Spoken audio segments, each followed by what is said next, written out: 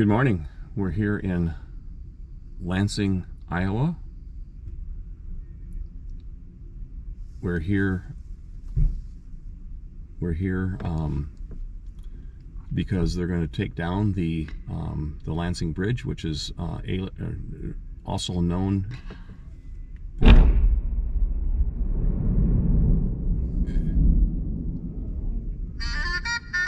I didn't even have my video on. I didn't either.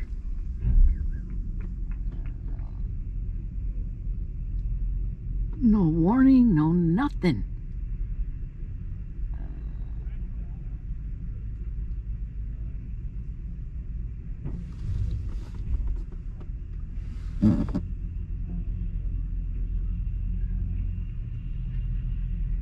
Oh my God.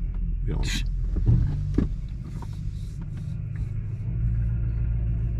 Yeah, I have no idea. There was a bright light and that was it. The bridge is now in the water. I'm going to keep recording as people leave. You can see the end of the bridge. well, there's where the bridge was, and now the bridge is in the river.